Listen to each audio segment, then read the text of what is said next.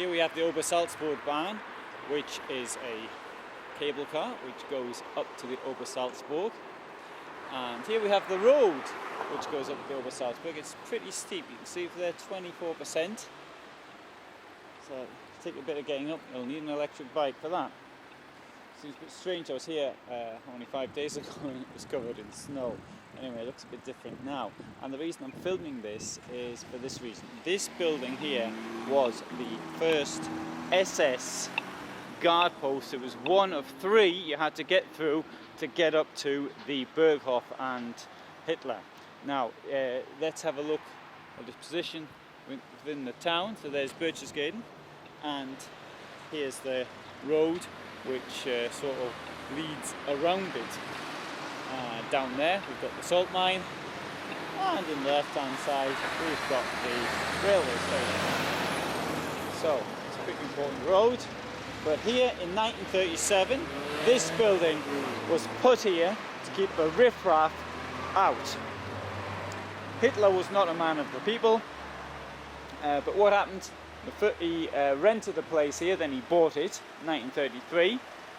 When he bought the place here, he initially put up with this furor tourism of people coming to see him. In fact, special trains were even laid on, and people standing outside his garden fence wanting to see him. Well, after a while he'd had enough of it. He wanted a bit of privacy. He didn't have to have anything to do with the riffraff anymore. So Nazis started buying up the Obersalzberg, forcing people to leave. Compulsory purchases without the compulsory purchase order and the protection that is given in a different democratic state for people who may be the victims of compulsory purchase, and it happens all the time, and it may well happen to people listening to this in the future. But in this case, people are being forced to leave the Obersalzberg in order to make way for the buildings for the Nazi hierarchy, the bigwigs, the glitterati, as one historian put it.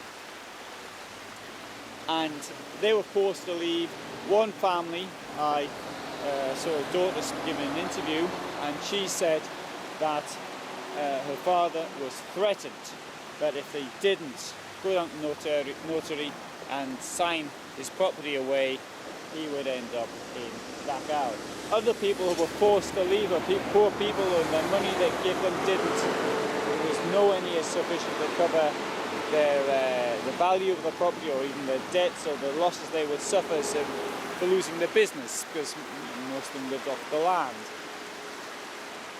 But then again, being faced with that or Dachau, then we understood why they moved out.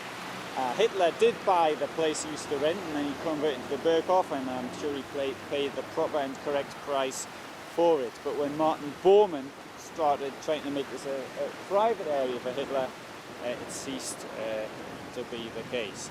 Now here we have this the first of 3 guardhouses, and standing directly on the river bank. Now let's have a look a bit closer at it, because see some more things about it. It does show something though, the Nazi state. This road, formerly a public road, is now being made a private road, effectively, for the bigwigs, so they don't have to speak to the people, the normal people. There you have the date, and up here would have been some kind of either SS or Nazi insignia. And so that's now gone for obvious reasons, as it's gone everywhere. There was barbed wire all the way around, according to one of the witnesses. But then again, I mean, if somebody was really determined to get in, I suppose they would do. Hitler also, he was a coward, but in some ways he did have the attitude that he didn't want to mix with the normal people, but he did have sort of the attitude, well, if you get assassinated, you get assassinated, and there's not much you can do to stop it.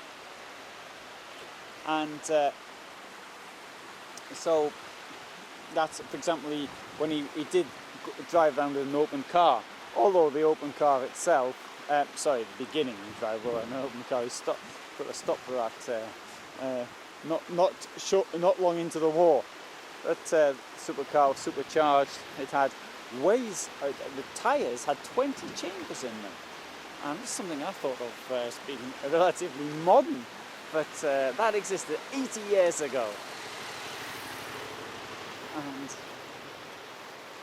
And it was armour plated, so which obviously normal people couldn't have things like that. And of course there were many attempts several attempts to assassinate him.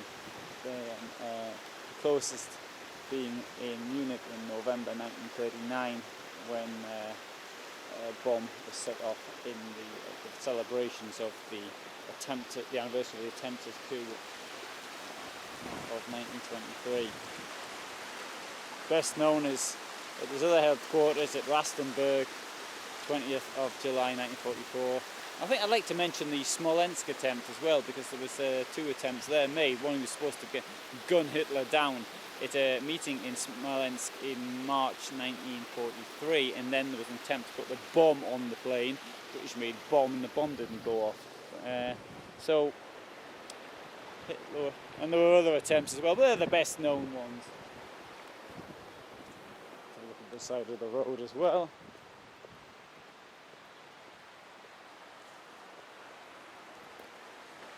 But when you look at the mountains, there's the fantastic views, you can sort of see why. Not just Hitler, but also the Bavarian royal family. I've just been to the castle, which is up there on the hill, and to have a look at that, and that's great. What you can do when you're here is you can go up to the Obersalzberg. They have a documentation centre, it's a museum, and it describes the Nazi regime, not only what happened here, but also it gives an overlook of the terror during the war and the Nazi occupation of many of all the countries that they took during the Second World War.